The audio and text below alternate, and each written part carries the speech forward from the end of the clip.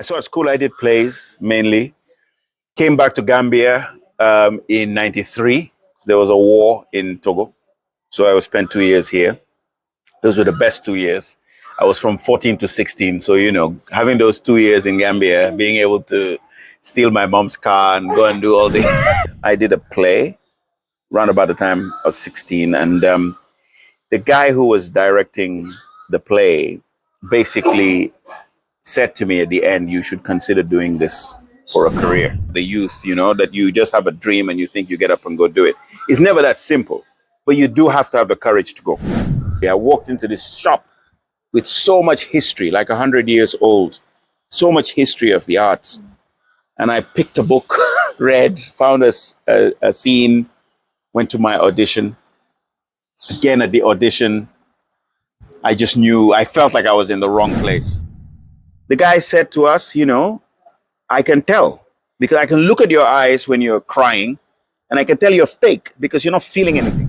Don't underestimate though. Those big influencers, they know what they're doing. So I'm not disrespecting them. If you think they don't work hard, no. I can get up today, take a nice video of myself, post it on Instagram and get even 10 likes. Just those 10 likes. It's like I'm drinking attention. But you've got to ask yourself, what value are you really adding? Being useful to other people is one of the most rewarding experiences on this planet. Once you figure that out, you get up every day and think, how can I serve?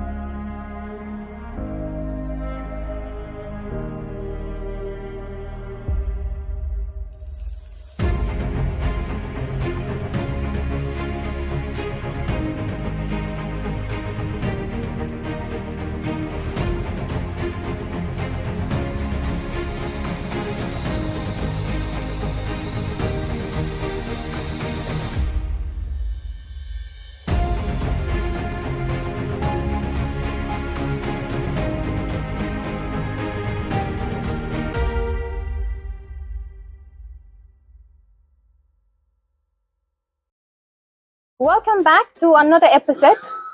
I am your presenter, Ceesay.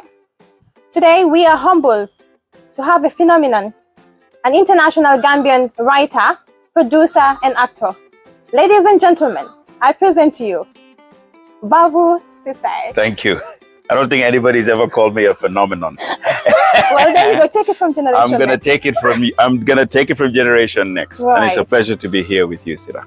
Pleasure is all ours, and Generation Next is a youth movement platform. Good. Therefore, what we try to do is inspire the young ones, motivate the young ones, because we believe in the importance of motivation and inspiration. But oftentimes, if like as young people, we're too wistful in our thinking. Right. Wistful in a sense that you are now where you are. Okay. And I'm sure any young person who is watching will be like, yeah, I've seen him. I want to be where he is. Yeah. But it may interest us also to know how the journey began. Can you take us through that path? Well, I mean, it depends. Which part of the journey do you want me to start in? Like when I first started acting? Let's say Babou going to school as a child. As a child, I was here in Gambia. Right. At Auntie Lee. And that's where I did my, when I was 2, 3, 4, that sort of age. And then by the time I was maybe 4-ish, I think that's when we moved to Marina. But we only spent 2 years there. And my dad got a job and we went to Togo. My dad, Ceesay, small papa, and it's my eye, Hadijang. The two of them were just go-getters, very hard-working, very honest, kind people. And so they moved to Togo. We went there. When I was in Togo, because it's a French-speaking country, I went to the British School of Lomé. So going to the British school, they had a culture of theatre where they would do school plays, where we had to, be involved in creativity and things like that. Of course, it's a school. They're teaching all the other subjects, but they taught us that as well. They pushed that. And that's where I really started developing more of an interest in acting. I saw at school, I did plays mainly. Came back to Gambia in 93. There was a war in Togo. So I spent 2 years here. Those were the best 2 years. I was from 14 to 16. So, you know, having those 2 years in Gambia, being able to steal my mom's car and go and do all the... My mom calling my dad saying, listen, I'm tired of this guy. Come quick and talk to him. My dad had to stay on in Togo and work. But, you know, that's where I made my friends and got used to the country properly. Because from 6, I was only coming on holiday once a year or something like that.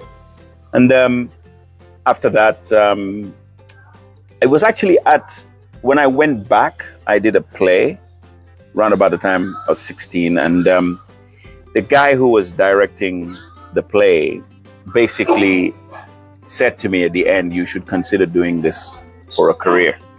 His name is Kevin Glass. He's from Newcastle. He came to Africa to teach, you know. He's still my mentor. I still look up to him.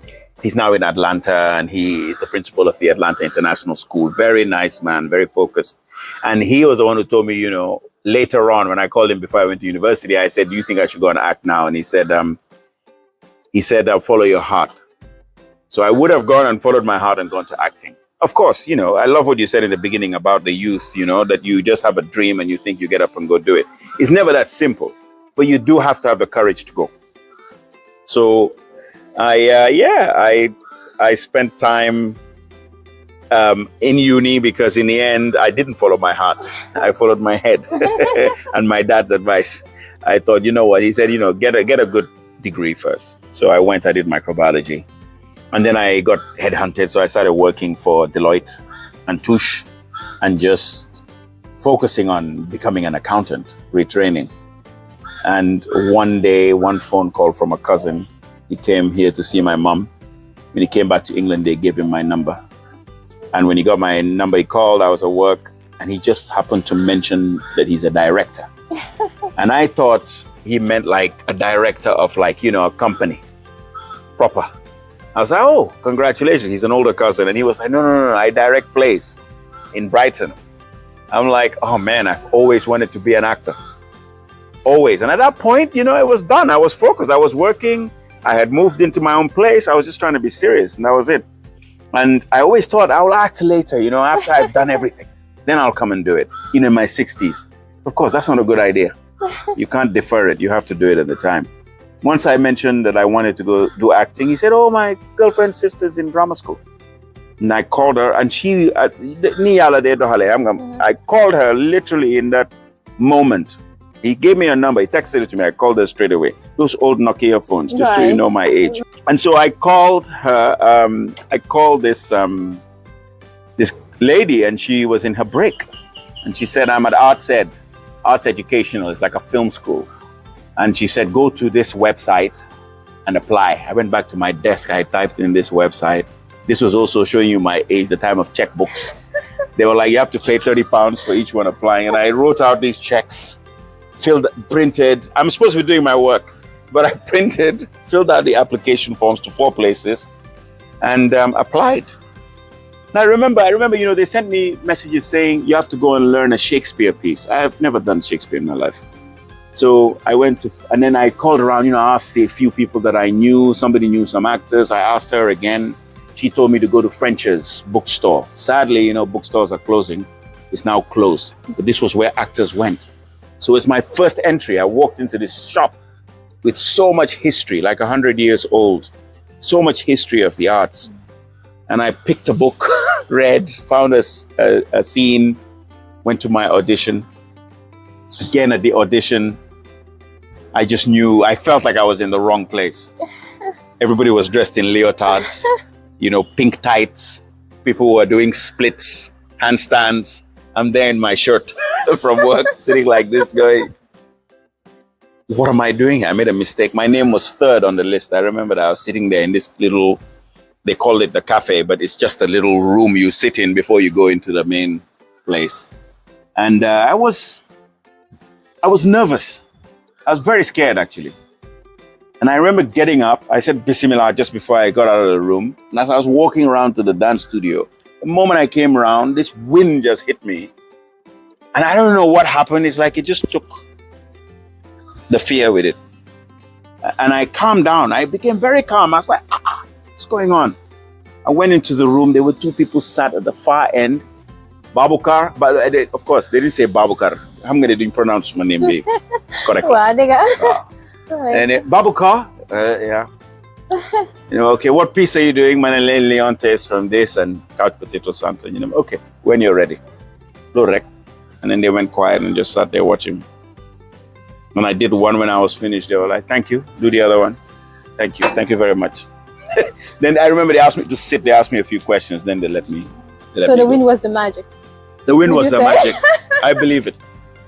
I believe that something was there because it calmed me down. I was so nervous I would have tripped up. But also it wasn't easy in that room. I recognized one of the actors straight away from TV. Wow. Yeah, and the other one was a teacher in the school who I didn't know. There were just so many layers. There were 835 people applied and they gave 18 places to us. Right. So it was hard to get in. But when I got in there and I got into another school, I thought maybe this is the thing for me. Maybe I should pursue this. And that was sort of the beginning of the journey to drama school. Right. And I called around. I called my parents. They were supportive. They gave me prayers. They told me to follow my heart. At that point, I already got my degree. They're like, well, you're a grown up. Do what you want. It's your life. And I lost my job, lost my house, the girlfriend at the time as well. Everything ended. I just went back to zero. Wow. Went to this drama school and spent 1 year there. One very, very, very tough year. Like people think acting is just come and no. It's serious work. Very hard work. Right. Yeah. So that would warrant what I would therefore ask, because you've mentioned it was hard. Yes. And I believe young people of nowadays, perhaps we think that because we are seeing things being cooked up and showed on TV, it could be on TV or anywhere you may see it, and we think it's that easy. So despite being hard, because we all know when it's hard, there are two things that it can do. Either it gives you the courage to keep pushing, going regardless, or you surrender. Correct. So what was it for you? For me, of the fact that it was when I first joined and I got into the class, I didn't know what to expect. I didn't know what they would be asking of me, but they wanted me to bare my soul. They're like, listen, you're going to be playing another human being. Let's say someone was going to play you. Let's say now you've lived your whole life, done all the things you want to do in your life, and now it's my turn to be you. Do you want me to just turn up and decide that, oh, this is how Ceesay used to behave? It's not right. I have to know many, many things about you. I have to know your life. What I would have to sit with your friends and ask them, what was she like? How does she hold herself? Who does she talk to? The choices you make, how you dress, how you speak, how you eat, who you're with, they're meaningful. Because if I capture that reality, then anyone who's watching it can be moved and affected. For me, storytelling is so powerful, such a powerful thing that's worth exploring properly and doing properly. But I learned that at school. I learned that at drama school. I was telling you guys earlier about the eyes being the window to the soul. That's the first place I heard it. The guy said to us, I can tell because I can look at your eyes when you're crying and I can tell you're fake because you're not feeling anything. Oh. But the moment you start feeling it, even before the tears begin, I can see in your eye. You've sat around people who are about to grieve, haven't you? Yeah. You've seen people who are in pain or in joy or whatever of the emotions. You just have to look at their face to know exactly what they're thinking. With the acting, that's the aim. As a non-verbal communication. Thank you. You have to be that real. But to be that real, you have to fill yourself with the belief of that person. So if you have to act now that you've lost a child and you've never experienced that in real life, how can you make it real for yourself? That's what I had to do in Damilola Love Boy.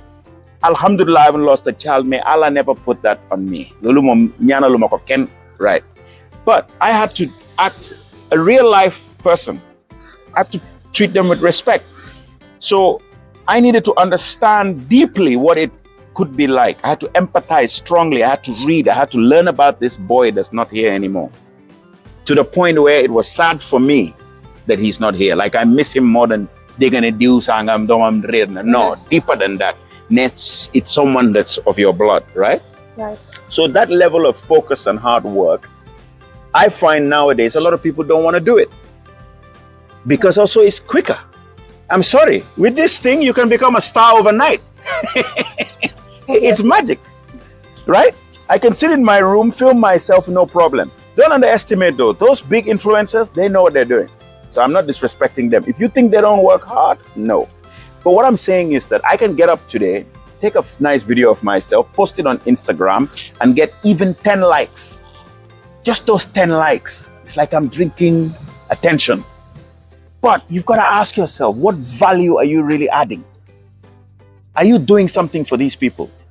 Are you doing something for the world? You know, this is what I get passionate about. This is why I'll get on a soapbox and get aggressive and intent. Because I joined, of course I joined. It was so easy. You join, people say, hey, well done. And you're like, I'm great. I'm great. And fine, it can give you a boost. I know you need all that stuff.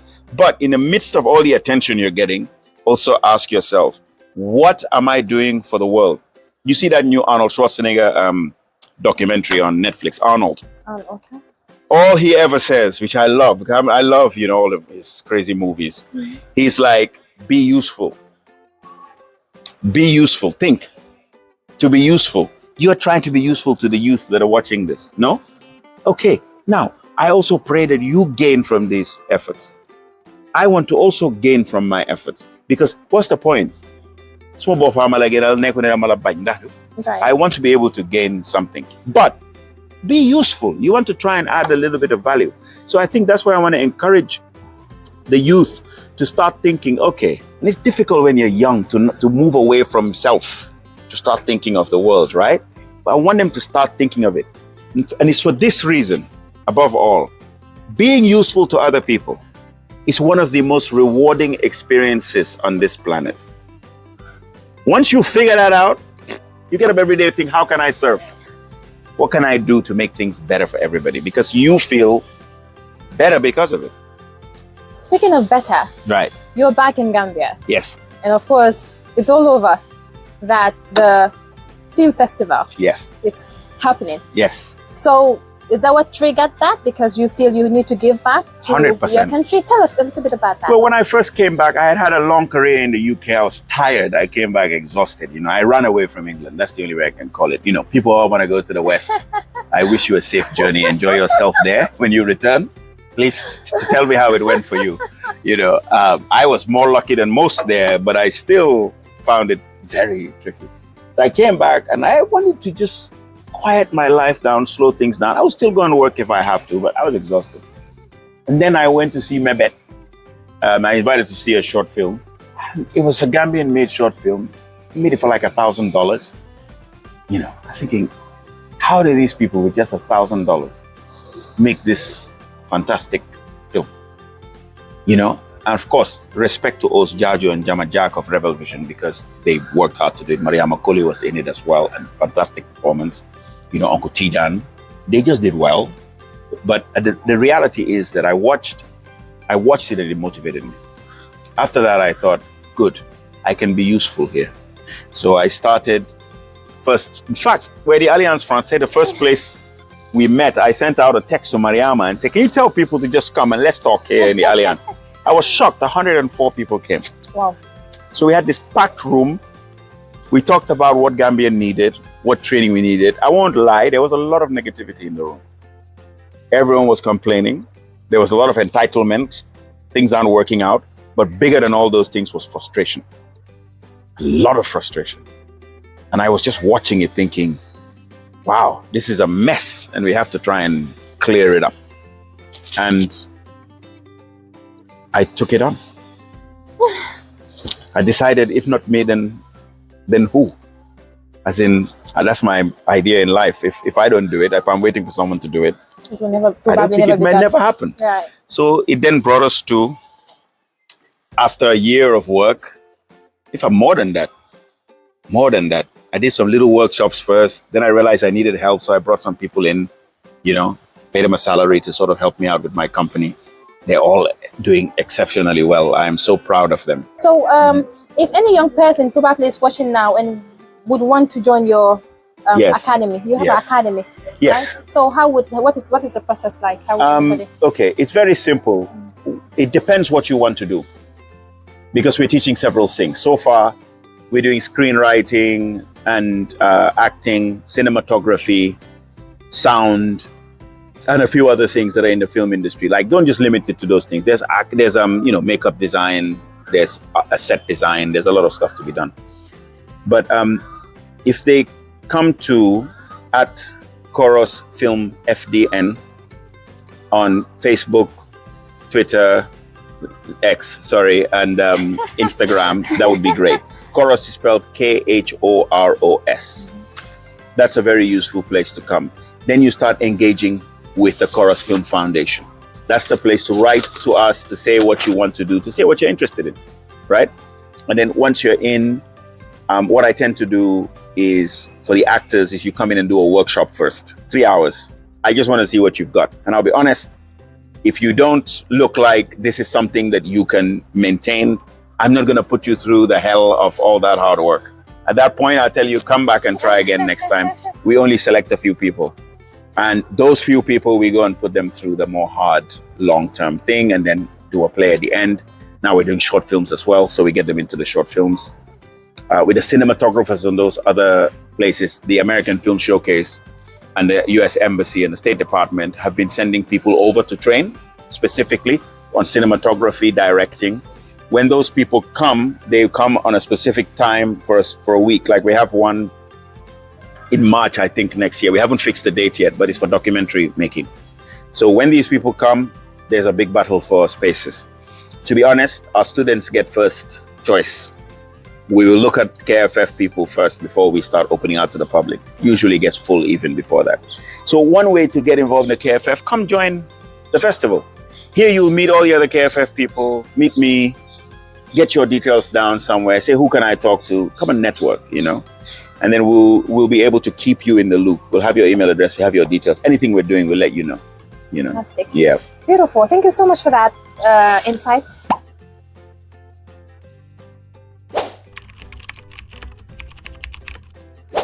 That's a pressure question. Food has to be involved in there somewhere. I like cooking and I like eating. But I think I'd want to play some PlayStation. Okay. Play some football. Maybe against some people. Teach them a lesson or two. I love movies. So I'd love to go to the cinema. I read too, but no, reading is just something I do. I don't want to call it a hobby. A hobby, doing anything I wanted. I work so hard that I don't even think of myself in terms of things like that. Wow. I should think about that more. Right. No, I would love to go to a game place, have a whole bunch of people, and we compete and laugh and make noise and eat for like 6-7 hours. That would be fantastic. Fun. Yes, that would be really fun.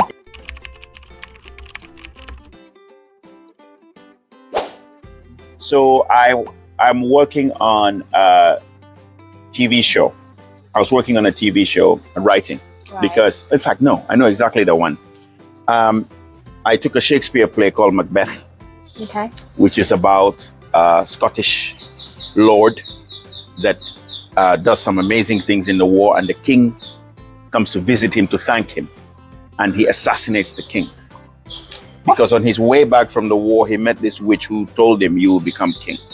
And his wife hears that and says, we have to kill this king. So they kill the king and he becomes king. But then the country goes bad. Things start going awful. His wife goes crazy. And in the end, so many people hate him that an uprising happens and he gets killed as well. Oh dear. That for me represents a lot of coup d'etats in West Africa. So during COVID, I decided to write my first screenplay and I managed to finish it. Wow. I got up every day and I decided I would write at least 2 hours. I just stuck with it. Every day 2 hours. Even whether I liked it or not. Doesn't matter. I just get up and do it. Yeah. Congrats.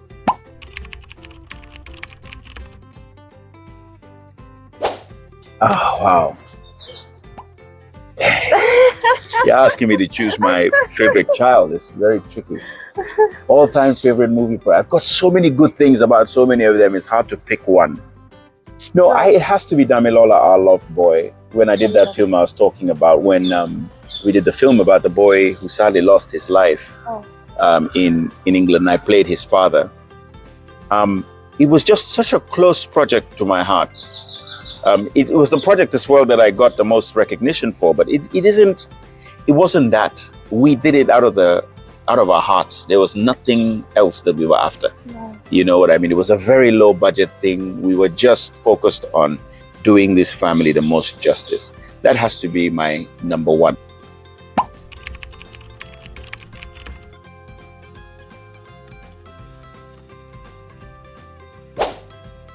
Marrakesh. And when you go to Marrakesh, don't just pick a hotel. Look for a riad. R-I-A-D. That's how it's spelled. It's their guest houses or whatever you want to call it. And it's the old Moroccan buildings. I don't know. Whenever I go there, I did my DNA a few years back and they said I'm 5% North African. Seriously? And I thought, I'm sure I'm from Morocco. Mostly Gambian, a little bit Senegalese, a little bit Malian. Okay. And 5% Moroccan. North. I think I'm Moroccan. I think I have some family member that came from there. Wow, Yeah. beautiful. Amazing.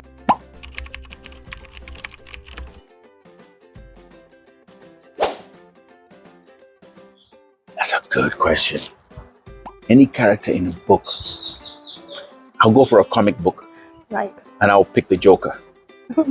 Because I love the Joker's. I don't love all the evil. Maybe I like it a little bit. I love his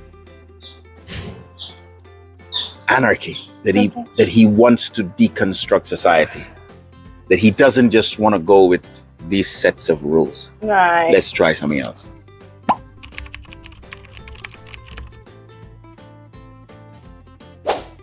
Now you're exposing me. So, because I consider writing, producing, acting all to be one, it would be public service, government. I've never thought that I would be interested in politics, and I'm not. What I'm interested in is administration, administering properly. Do you see what I'm saying? That's of great interest to me, and that's for the whole African continent. So I don't think I'll ever do it because I think I'm more useful in the storytelling arena. Okay. I think that stories are powerful and you can use them to motivate people. I wouldn't want to be the type of government as well that starts dictating to people how they should live their life. I'm talking a slim government that makes sure that just the basic things happen and then free people to go and do whatever they want. Less rules, less order even. Just allow people to express themselves, more freedom. Make sure that more liberal, you know. More liberal, you know, a libertarian. That's what I learned. That's what I am. Libertarian theory. Libertarian theory. That's what I would be. And I would focus, of course, on us building more industries in Gambia. That's why I want to build a film industry. I want us to get to the point where this is one of the bigger industries, you know. Beautiful. I would switch that. 1 week in government, I think I would get frustrated by day one and quit by day two. Because I don't like bureaucracy, all the rules that Sadly, that's what we got. Double checks. I will become probably a tyrant, let's be honest.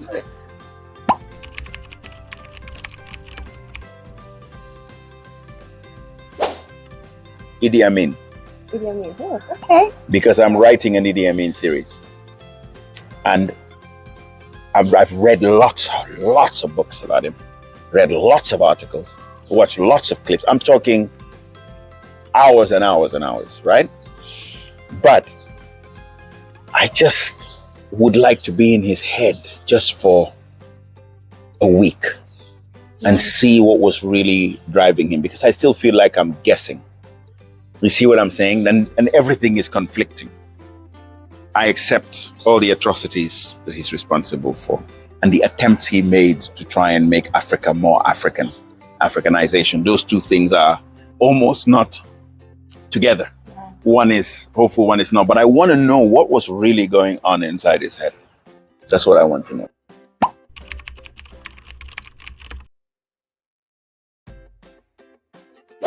Excellent education for everyone. Aww. Every single person. Every single person. Like if I could do it in Gambia, wow. If I was a billionaire, there would be a lot of excellent schooling. I would attract the best teachers from around the world that I can find, offer them this wonderful Gambian life we have, you know, Right. and just say to them, please show these young minds and older minds. I'm not going to discriminate against the elderly since I'm getting old myself, to just have the opportunity to learn as many things as possible. Whatever your brain is interested in, go and dig deeper in it. Of course, YouTube is there, right? You could do a lot of this on YouTube, but someone to guide the way. You. Yeah. Right.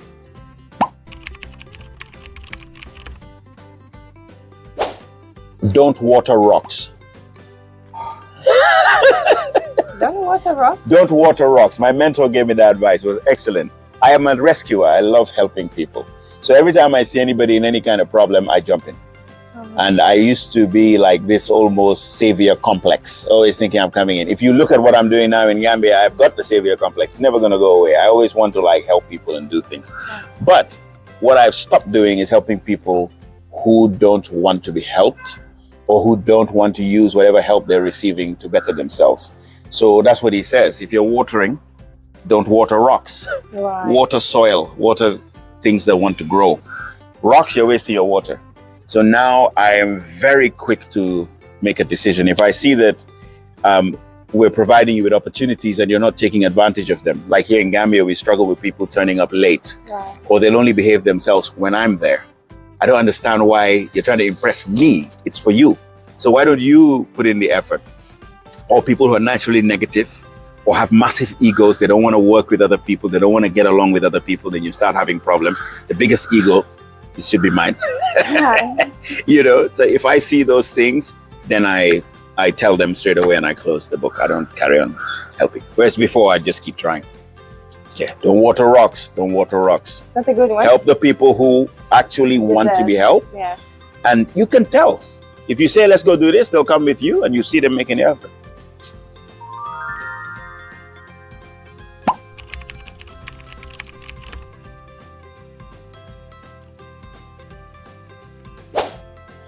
Again, I have a very ugly answer. Money. Money. I have to give respect to Andy Thompson. When I had that chat here at the Alliance long time ago, I came in saying, what's the most important thing? It's story. And he went, no. He grabbed hold of me. And he's a film producer who lives in the Gambia. And he grabbed me and I was like, what? He said, no, it's not that. It's money. He said, you're not going to be able to tell your story without money. Now, of course, I understand. There's no reason why we shouldn't be able to tell stories without money. We're here at the Alliance Française. You can ask and put on a little play. No one's going to disturb you. Right. But it has to be sustainable. In order to keep going, in order for people to dedicate their time to it and put it in deeper, time is money. Space is money. So for me, for us to revive the art of storytelling in the Gambia, we need to get to a point where we can sell our stories. Imagine you and me, a few people, we get together, we write an incredible script, we hire incredible actors, we find amazing filmmakers. We can shoot it on anything. We can shoot it on your phone, right? But we make a good movie and it's so good that Amazon want to buy it. And let's say they say to us, look, we'll buy it for $50,000 to show it for dollars, by the way, right, for this amount of time. Now we have $50,000. So we pay each other a little bit of money and we think, well, why don't we make another one with $25,000? But this time we can maybe be a bit more exciting. We make our next one. You see what I'm saying? Yeah. So I'm the business side of it, the industry side, money. Let's make sure that we treat the one aspect of the storytelling as, you know, Lebon Lupin Union Kit, 100% I advocate it. Everybody should be doing it. Let's keep telling each other stories. But from the money side, it's very important. We need money. Otherwise, nowadays the world is so expensive, people just get carried away looking for money. Sure. Not telling stories. They deprioritize stories. When you're thinking of food, you're not thinking, let me go and act, you know? Yeah. That's beautiful. Anything else you want to say? Some rules for success for you guys. Yeah. So no, principles, not rules. Principles. So I'll give you the first one today. 2, in fact. One of them is take 100% responsibility for your life. That means you can't blame anyone, can't accuse anyone, you can't do anything. It's all you.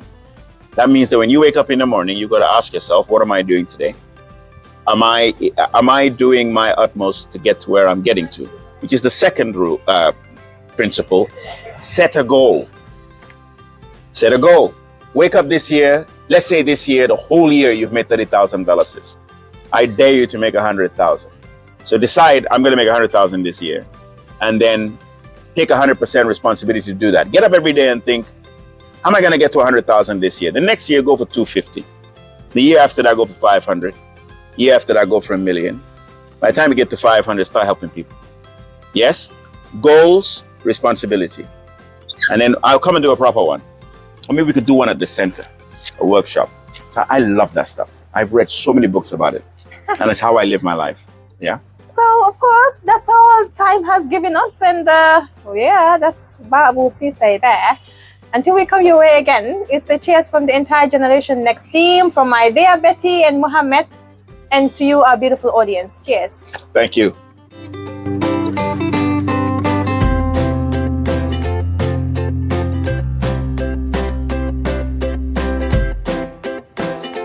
That was fun. Obviously.